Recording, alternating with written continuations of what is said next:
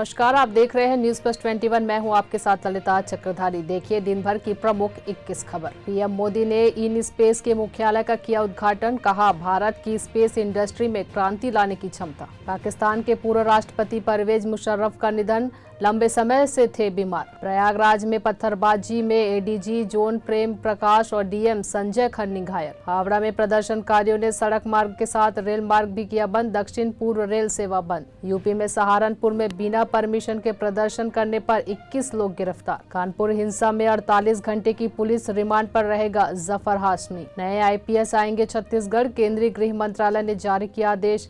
9 IPS को CG cadre अलाउट, 2 प्रदेश के ही युवा अफसर। आंदोलन कर रही आंगनबाड़ी महिलाओं की तबियत बिगड़ी। चिलचिलाती धूप ने बिगाड़ा हाल, एम्बुलेंस भी देर से आई।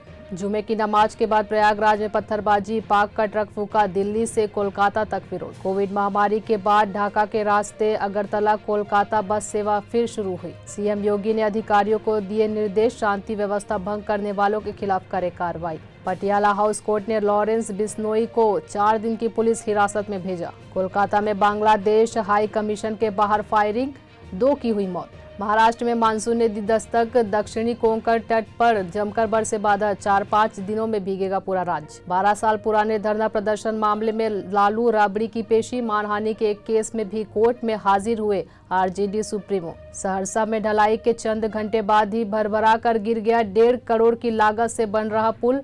गांव वाले ने घटिया निर्माण पर उठाए थे सवाल। बच्चों को भी शिकार बना सकता है मंकी पॉक्स, डब्ल्यूएचओ ने जारी किया अलर्ट। सुपोर में सुरक्षा बलों ने 2 आतंकियों को पकड़ा, टारगेट किलिंग की फिराक में थे। श्वेता तिवारी की बेटी पलक को मिला बड़ा ब्रेक। सलमान खान की फिल्म कभी ईद कभी दिवाली में आएंगी नजर। तारक मेहता का उल्टा चश्मा में अब नहीं होगी शो में दिशा वकानी की एंट्री। नई दयाबेन के लिए शुरू हुई ऑडिशन। ऋतिक रोशन और सैफ अली खान स्टारर विक्रम बेधा की शूटिंग हुई खत्म। एक्टर्स ने शेयर किया इमोशनल पोस्ट। ऐसी ही जानकारी से लगातार अपडेट रहने के लिए देखते रहिए न्यूज प्लस 21, आपके हक की बात।